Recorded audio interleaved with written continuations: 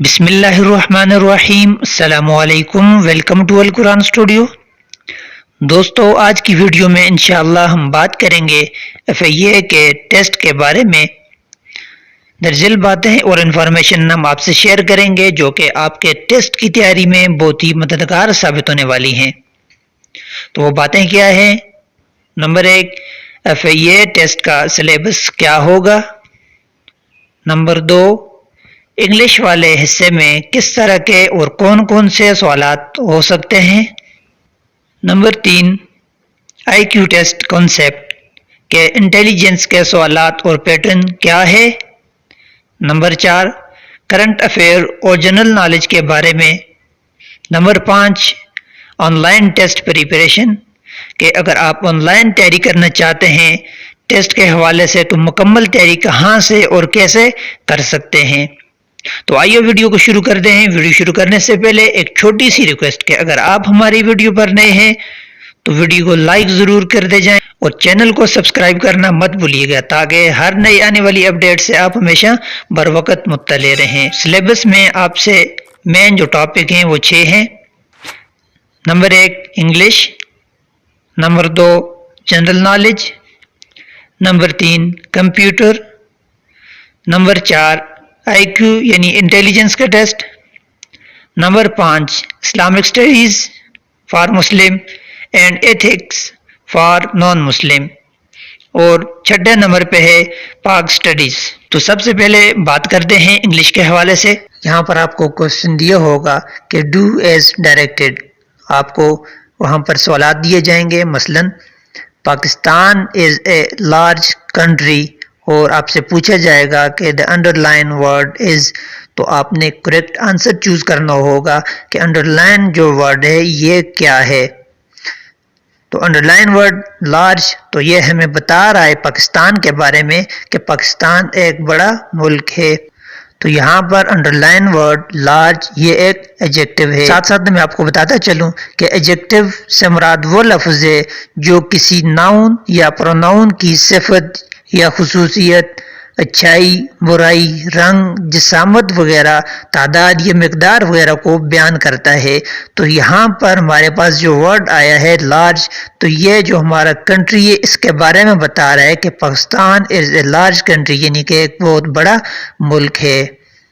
اسی طرح ایک اور مثال دیکھ لیتے ہیں، The Indus is a long river، تو یہاں پر پوچھا جائے گا کہ انڈرلائن جو ورڈ ہے یہ کیا ہے؟ تو یہاں پر لانگ یہ ہمیں بتا رہا ہے کہ جو ریور ہے، دریا سندھ ہے، یہ بہت لمبا دریا ہے، تو اس کی مقدار، لمبائی اور خوبی کو یہ بتا رہا ہے، لہٰذا یہ بھی ایڈجیکٹو ہوا۔ اسی طرح ایک اور مثال دیکھ لیتے ہیں، مثلا اسلم کمز کوئکلی، تو یہاں پر بھی انڈرلائن ورڈ کے بارے میں پوچھا جائے گا کہ کوئکلی کیا ہے، اور اس کا کریکٹ جو جواب ہے وہ ہے ایڈورب۔ ساتھ ساتھ ایڈورب کے بارے میں آپ کو بتاتا چلوں کہ ایڈورب کہتے ہیں متعلق کے فعل کو، اور متعلق کے فعل کسی اسم صفت، کسی دوسرے متعلق کے فعل یا کسی اور اجزاء کلام کے معنی و مفہوم کی مزید وضاحت کرتا ہے، یعنی کہ جس لفظ کے ساتھ یہ آتا ہے اس کی مزید یہ وضاحت کرتا ہے اس کے بارے میں۔ تو یہاں پر کوئکلی یہ ہمیں مزید وضاحت کر رہا ہے کمز کے بارے میں کہ اسلم بہت تیزی سے آیا، تو اس کی مزید وضاحت کر رہا ہے، تو لہٰذا یہ ایڈورب ہوا۔ ایک اور مثال دیکھ لیتے ہیں یہاں پر، اکرم کمز ہیئر، تو یہاں پر انڈرلائن ورڈ کے بارے میں پوچھا گیا ہے کہ ہیئر یہ کیا ہے، تو یہ بھی ایڈورب ہے کہ یہاں پر ہمیں بتا رہا ہے اکرم کے آنے کے بارے میں کہ وہ یہاں اس جگہ پر آیا، مزید ہمارے لیے وضاحت کر رہا ہے کہ اس کا جو آنا ہے کس جگہ پہ ہوا ہے، تو اس جگہ کے بارے میں بتا رہا ہے۔ اسی طرح ایک اور مثال دیکھتے ہیں، علی رنز ٹو فاسٹ، تو یہاں پر انڈرلائن ورڈ ٹو اس کے بارے میں پوچھا گیا ہے، تو یہ بھی ہمیں اس کے دوڑنے کے بارے میں بتا رہا ہے کہ علی کیسے بھاگتا ہے، ٹو فاسٹ یعنی کہ بہت تیز بھاگتا ہے، یہ بھی اس کی مزید وضاحت کر رہا ہے کہ اس کا فعل جو رن ہے بھاگنا، تو یہ کیسا ہے، بہت تیز ہے، لہٰذا یہ بھی ایڈورب ہوا۔ اسی طرح ایک اور مثال دیکھ لیتے ہیں، The book is on the table، تو یہاں پر انڈرلائن ورڈ آن کے بارے میں پوچھا گیا ہے کہ آن کیا ہے۔ تو آپ کو بتاتے چلیں کہ آن یہ پروپوزیشن ہے۔ پروپوزیشن مطلب حروف جار، یعنی کہ وہ الفاظ جو کسی ناؤن یا پروناؤن سے پہلے اس لیے استعمال کیے جاتے ہیں کہ ان کا تعلق کسی دوسری چیز یا کسی اور چیز سے ظاہر کیا جا سکے، تو یہ الفاظ حروف جار یا پریپوزیشن کہلاتے ہیں۔ مثلا یہاں پر the book is on the table، تو یہاں پر جو کتاب ہے اس کا بتایا جا رہا ہے کہ یہ کتاب ٹیبل کے اوپر ہے، تو یہاں پر ان دونوں کے درمیان ایک تعلق کو ظاہر کر رہا ہے، لہذا یہ پریپوزیشن یعنی کہ حروف جار ہے۔ اسی طرح the cat was in the room، تو یہاں پر ان انڈرلائن ورڈ ہے، اس کے بارے میں پوچھا گیا ہے کہ ان کیا ہے، تو ان یہ بھی ہمیں بتا رہا ہے کہ کیٹ کہاں پر ہے، یعنی کہ بلی کمرے کے اندر تھی، تو اس لیے ان دونوں کے آپس میں تعلق کو بتا رہا ہے، لہذا یہ بھی پریپوزیشن ہوا۔ اسی طرح ایک اور مثال دیکھ لیتے ہیں، ڈز ہی پلے کرکٹ، تو یہاں پر ہم سے پوچھا جائے گا کہ یہ کون سا سینٹینس ہے۔ مختلف آپشن آپ کے پاس ہوں گے، اور ڈز ہی پلے کرکٹ آپ خود بھی سوچیں تھوڑا سا اس بارے میں کہ یہ کون سا سینٹینس ہے۔ تو سب سے پہلے کوئی بھی ٹینس یا کوئی بھی چیز آتی ہے اس کی آپ جو پہچان ہے، جو علامات ہیں، ان کے بارے میں ذرا دیکھیں، غور کریں کہ ایس یا ای ایس اس ٹینس میں آیا ہے، تو کون سے ایسا سینٹینس ہے جس کی پہچان یہ ہے کہ اس میں ایس یا ای ایس آتا ہے۔ تو آپ دیکھ لیں کہ پریزنٹ انڈیفینٹ کی جو ہم پہچان کرتے ہیں اس میں ایس یا ای ایس فعل کے ساتھ آتا ہے، یعنی ورب کے ساتھ آتا ہے، لہذا اس کا درست جواب ہے پریزنٹ انڈیفینٹ۔ اسی طرح she did not meet me yesterday، تو یہاں پر پوچھا گیا ہے کہ یہ کون سا ٹینس ہے، تو اس کے بارے میں سب سے پہلے آپ دیکھ لیں ٹینس کی جو علامات ہیں، پہچان ہیں، ان کو دیکھیں یہاں پر کون سی علامت آپ کے سامنے ہے۔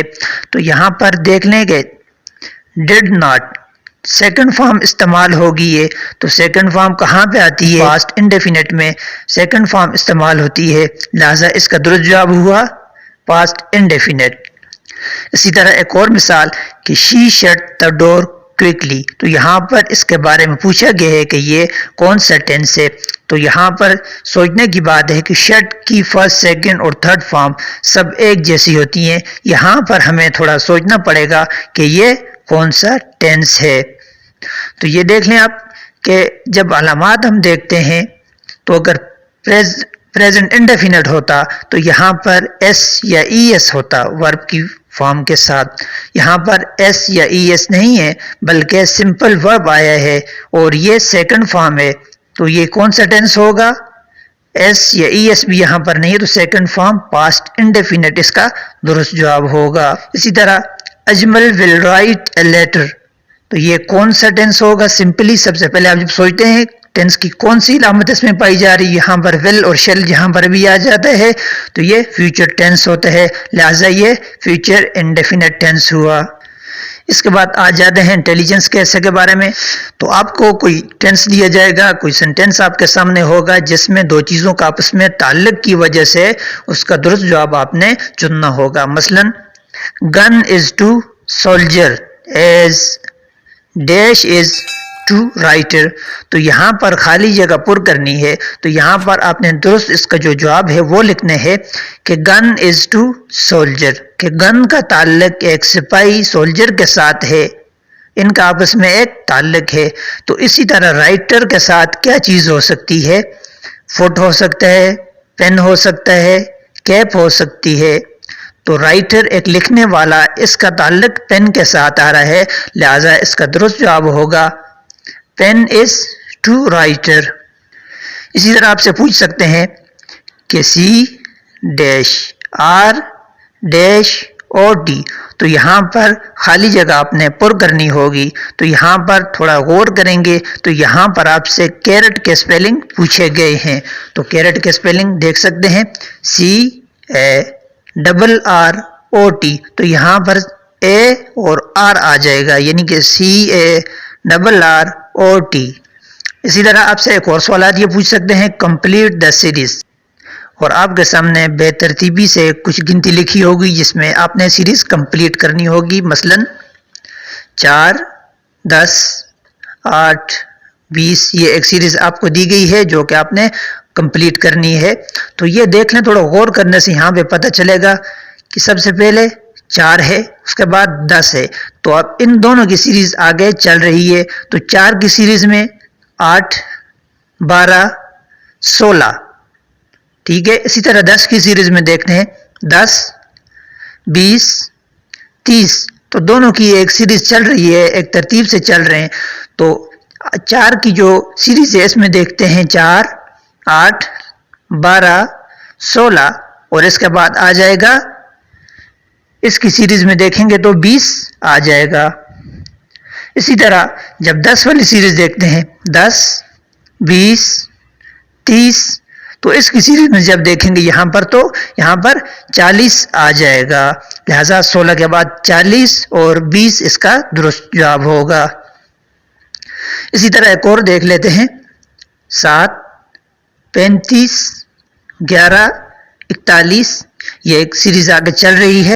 تو یہاں پر 7 کی سیریز میں ہم دیکھتے ہیں تو 7 کے بعد 11 پھر 15 19 23, اسی طرح 35 41 47 53 اور نیکسٹ 59 آ جائے گا. تو دیکھنے ہیں کہ کچھ درمیان میں فاصلے سے یا کوئی ٹیبل کے حساب سے یا کسی بھی حساب سے کچھ الفاظ درمیان میں ان نے حذف کر دیے ہوں گے, اور نیکسٹ آپ سے پوچھے جائے گا تو وہ اسی ترتیب سے آپ نے کچھ الفاظ چھوڑ کے اگلا یہاں پر کمپلیٹ کر لینا ہے.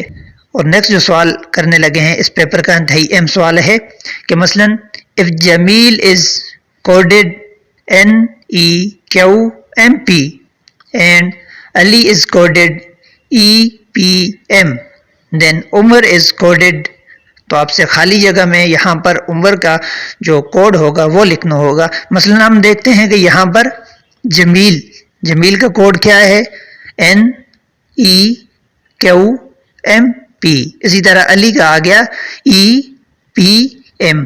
تو یہاں پر دیکھیں گے کہ جمیل اور ان کے درمیان کتنے مزید الفاظ تھے جو یہاں سے ہٹا لیے گئے ہیں.